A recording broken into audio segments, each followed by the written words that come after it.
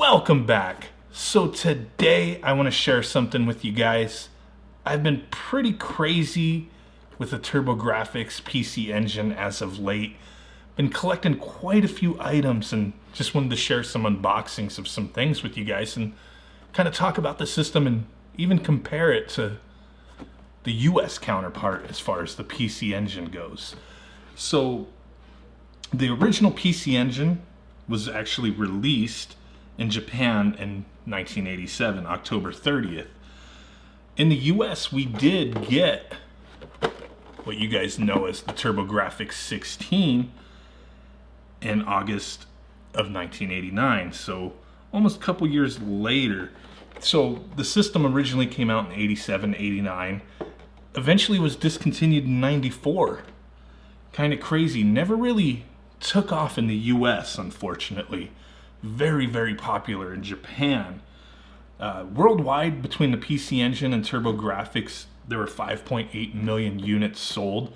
Vast majority of them were in Japan, 3.9 million to be exact. The interesting thing was, in Japan, there was several iterations of this system. This is actually, from what I understand, I believe it's the third iteration. So originally you had the PC engine, which looks just like this, and we'll open this up in a moment, but was white. And then after that, they made a budget system. Let me see if we can see that. The box is quite a bit bigger. The PC engine shuttle, or the shuttle PC engine. We're going to take a closer look at this another time. This is really neat, actually. And after the shuttle came out, this came out. The shuttle was a budget system that was, geared to just be a little cheaper, but it kind of gimped itself. It removed some features and ultimately didn't do too well. So this little fella came out. And I think this thing was pretty cool. It came out on December 8th, 1989. And the major upgrade between this versus the PC engine is that it does have AV output. Whereas the PC engine, if you didn't modify it, it was just RF only. So we're going to go ahead and open this up and take a look at this. A few other things that have to do with the system, compare it to the US version. So let's get started here. Typical of a lot of these systems that are, nearly 30 years old in Japan, they always use that styrofoam and then just a slip case. There's some other examples that weren't like that, but a lot of systems were like that. That's just the way they did it.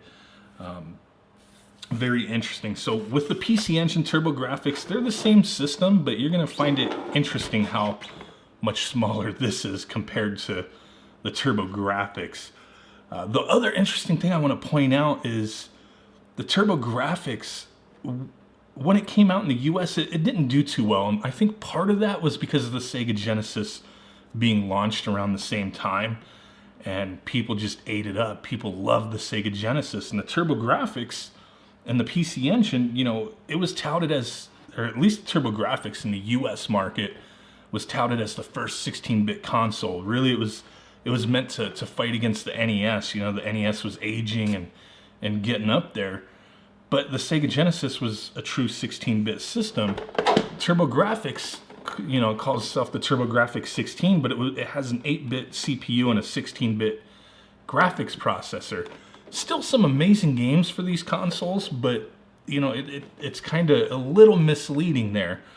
But that was a big part of the console wars back then. Who has more bits? And the TurboGrafx came out, and that's the way they wanted to fight the battle, right? So, like I said a moment ago, the one interesting thing is the core graphics in the PC engine. PC engine, same form factor. It's identical system, just different color, and the output's different. Or it outputs RF and this outputs AV. Tiny system, really amazing. And these two are pretty much the same thing, right? But when you really look at it, look how much bigger the TurboGrafx is compared to this. I think that's kind of crazy. The reason for that is because when NEC was looking to get this released out in the US, the US counterparts were like, no, this little tiny thing, people are going to think it's a joke. We got to have something bigger. In the US, things that are bigger, sleeker, they're badder, they're more awesome. So that's why we got the TurboGrafx. This little tiny thing is the same thing as this. They're both the same, but this just was made bigger to appeal to American audiences. You know, we like those double cheeseburgers. We got to have our systems, you know, double the size as well, right? Which I think was kind of odd. I think if this would have came out in the US and I saw this, I'd have been like, dude, that's awesome. That's small and sleek and pretty sweet. This thing does have a little heft to it, and if you've been following my channel for a while, you know what's going to happen. We're going to weigh this sucker compared to this. Neither of these have been modified in any way, so we're going to get some true weights, but this thing is definitely hefty. Let's put the TurboGrafx to the side. The other thing with how this launched in the US, and it didn't do too well, I believe there's only around 90 games or so that were released in the US, whereas in Japan there was tons, hundreds of games for this system. Did very well over there. In Europe, the system was getting prepared to be launched, and it's actually kind of an oddity. They're kind of harder to find, the PAL version of the TurboGrafx, and it was only called the TurboGrafx. They dropped the 16 part. So the crazy thing is there were no games ever exclusively made. You know, the Hue cards never exclusively made for the PAL region, even though they did get their own system. And that sounds weird, but what it was the PAL version of the TurboGrafx could play the North American games, so that's what they got. Just the system played them in 50 hertz instead. But there we go. So in this box, I don't have all the little plastic packaging. For the shuttle I do, and we're going to take a look at that another time, like I said. But there's the system. We also got the little manual, all in Japanese. I don't know what the hell any of this says, you know what I'm saying? But pretty much just showing you, hey, this is how you hook it up. This is how you put your games in there. Your on and off switch. There's no reset on this bad boy. Same thing with the TurboGrafx. And the on and off switch, as you can see here, if you put a game in, the switch locks it in place. It's like a physical lock, so it can't be removed. But there's no reset. It's the same thing on the TurboGrafx 16. Put the game in, slide it over, it blocks the Hue card from coming out. No reset button or anything. And the other thing that you may have noticed between the two systems is both of them, they only have one controller port, but we're going to touch on that in a moment. So what else did we get in here? We got our nice little turbo pad. And the cool thing with all these official pads is that they do have turbo, so you can enable turbo on them. And I really like this. You know, obviously it's heavily inspired by other 8-bit controllers. You have a select and run button instead of select and start. Your D-pad, and I actually really like the D-pad. It works out very nicely. The buttons feel good. Like I said, you got the turbo just in case you want to use that. And when you compare them to the TurboGrafx controller, essentially it's the same thing. Not even the size and shape are identical pretty much. I mean, there's not really anything to point out that's different other than the color, but it's pretty much the same mold. The main thing that you'll notice is that the controller ports are different. Like I said, with TurboGrafx, in the US, everything had to be bigger and badder, so the TurboGrafx turbo pad had a bigger port for the controller, whereas and get that squeakiness to stop, where the PC Engine had a smaller controller port, as you could see there, comparing the two.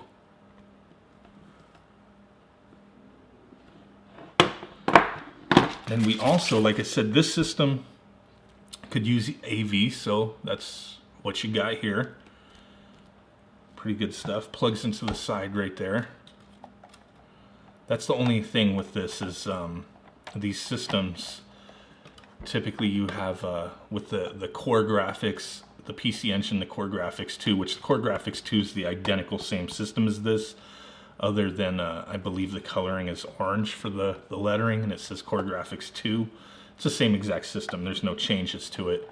And then your power goes on the side, which we have the power plug there. I'm not gonna take it all the way out. It's kind of pointless, but there you go. So you got cords coming out every which way. If you plug in the controller up in the front, you got a cord on both sides, cord on the front. A little odd, but it is what it is. Let me move this out of the way. So the other thing with these is with the core graphics and the PC Engine, you do have this little back port, and that can be used for various things. You have the pins there. The pins can be used for the Super CD system, the CD add-on. There's some memory units. There's other add-ons that were officially made that you could use to get a, you know, like AV and whatnot on the other systems. The thing that I like using is the engine block, the DB booster. This is, you know, obviously a third-party thing that came out well after these systems' lifetimes. And this would just plug in the back, and it would give you AV, S-video, and RGB. You can use the HD Retrovision cables, but that's how that would look if you're going to set this up with a AV booster, engine block, DB booster, whatever you want to call it, to use the HD Retrovision or RGB. Pretty cool stuff. So there's that. The TurboGrafx, like I said, is pretty much the same system. And on the back here, you're going to have the same thing. You got your pin out there, and that little engine block does work with this as well. I've shown this in another video, but kind of wonky, you know, but there it is. So, like I said, we are going to weigh these suckers, because I'm pretty curious, because I have not checked this out yet. So let's go ahead and get that scale going. Put that down. Get the core graphics on there.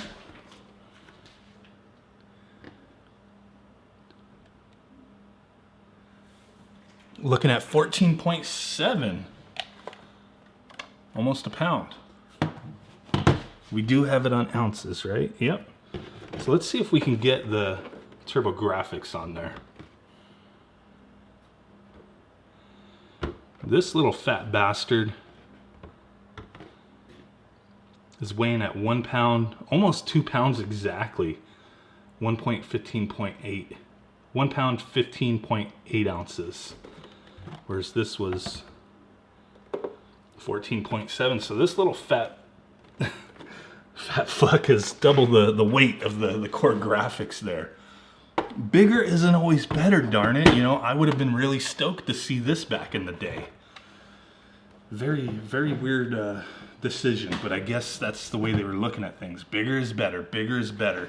So the one thing I did point out is that both of these units, you can only plug in one controller at a time, but there's definitely games that will use multiple controllers. So there are some other accessories.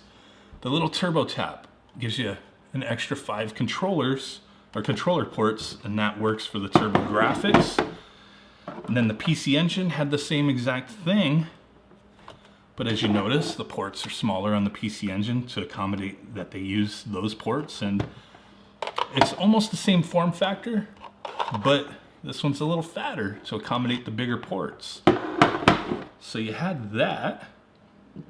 Now the thing with these systems, and I have multiple systems, I have a PC Engine and whatnot, I just didn't get it pulled out, but with the Hue cards, you know, I've been collecting a little bit. I don't have a ton of stuff. I have a handful of like loose Hue cards as well. For the PC Engine, I don't really have much of anything. I have Street Fighter 2 and a couple loose carts. Street Fighter 2, you want to play 2 players, you're gonna need this little sucker, right? And then the other thing, if you look at the controller, it's only 2 buttons. That's it, just 2 buttons. How the hell do you play Street Fighter 2 with this? Well, if I remember correctly, I believe the select button swaps between punches and kicks, and you would use run and those, if I remember correctly, as your low, medium, and high, and then you could swap. It's a pain in the ass. For some people it works out fine, but for me, it's really stupid. It's hard to play, so that's where this controller came in, the Avenue Pad 6. Pretty interesting controller. We'll go ahead and unbox that as well. Might as well do that.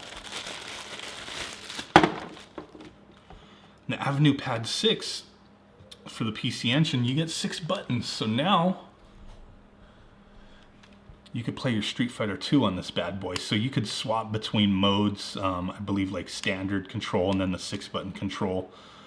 For your 1 and 2, you had the auto fire. Then you do have a slow-mo button. I really dig these controllers. They go for a little bit of money, but they're well worth it for this system. Really, you know, you don't need 6 buttons. If you're gonna play Street Fighter 2 on the system, it's worth having. But I just really dig this controller. And I have several of them, so that's where we're at with that. Now, the one thing, like, with this system, with the TurboGrafx not selling very well in the US, it's kind of harder to find some of the accessories, like to find good quality controllers. And I'm just being honest, like this controller right here looks really clean and good, but the PCB, the board for this particular controller is so corroded. I had to kind of try to fix the connections on the board for the D-pad, and it works, but it's just not the same. It doesn't feel right, and it's a pain in the ass finding controllers for the TurboGrafx. So the one thing I want to point out, if you're into this, console5.com, they're like a little modder's paradise. They have like everything you could ever want. From them, oh yeah, they always give you a little fireball, atomic fireball candy whenever you order anything. I've ordered tons of stuff from them. Don't know what this is. Oh, just their little card, console5.com. But with this, I actually got this converter cable. Let me double check that I'm plugging it in right. Where you can plug in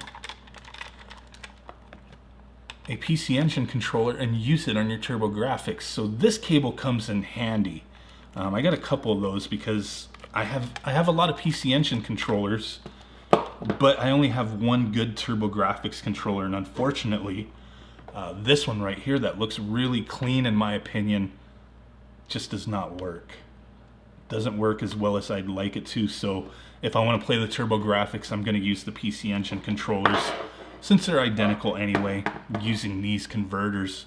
And these converters, you can import them from China, but Console 5's in the US and they're really not expensive. They're a few bucks. So definitely something to look at. And then these cables here are just extensions, because always with the Japanese versions of these systems, the cable length is always a lot shorter than what we got in the US, and it holds true here as well. The PC Engine, I'm not going to stretch them out here, but the PC Engine has a smaller cord than the TurboGrafx. Same thing with the Turbo Taps. It's not a drastic difference with these, but you're getting like an extra 6 inches on the TurboGrafx Turbo Tap. So definitely some accessories that you might want to keep in mind if you're looking for getting into this, because there's some awesome ass games for these systems. You know, one of my favorites is Galaga 1990. The Japanese version is Galaga 88, same exact game, but I guess just, you know, what year it came out. Pac-Land's flippin' sweet. Devil's Crush. Keith Courage was a pack-in. A lot of people don't like this game. It's kind of, for me, it's interesting to play. Drop Off. Fantasy Zone. A couple little extra cue cards there. But the main thing, like I said, I don't really have any PC Engine games, so that's where this bad boy comes in, the Turbo Everdrive. Boom. Everdrive for the PC Engine or TurboGrafx. I'm going to go more in depth on this in another video, but this is definitely something worth having. Have full access to the complete library of PC Engine and TurboGrafx games, plus hacks, translations, all that good stuff. You know, for around $100 or less, I think it's worth it, because there are some expensive ass games for both of these systems. So that was pretty much it. Just wanted to share this with you guys. This has been my passion lately, is getting into TurboGrafx and PC Engine. Don't have a ton of games. I think I have a couple more Hue cards somewhere, but besides that, these are the only games I got. Even though I do have the Turbo Everdrive, I still like having physical games. And I'm looking for a few, but some of them are just like out of my price range. Like New Adventure Island for the Turbo Grafx I need to get. Splatterhouse, the 3 Bunks games, stuff like that. So I'm hoping to find some of those out there, specifically New Adventure Island. I really love that game, and I really want to get it, you know, an actual copy of it. Just, you know, I do play, if I want to play these games, I play them off of these instead of the Turbo Everdrive there. So really do appreciate you guys coming in. I just wanted to share this with you guys. Really been digging, collecting, and looking out for stuff for these guys. We're going to take a look at some more systems to do with this in another video. The PC Engine shuttle, we'll take a look at. I know some people want to look at that. It's an oddity. It's a little rarer than these. Definitely a lot rarer than both of these. So look forward to that. With that said, guys, I will catch y'all next time. Peace out, bye-bye, and boom!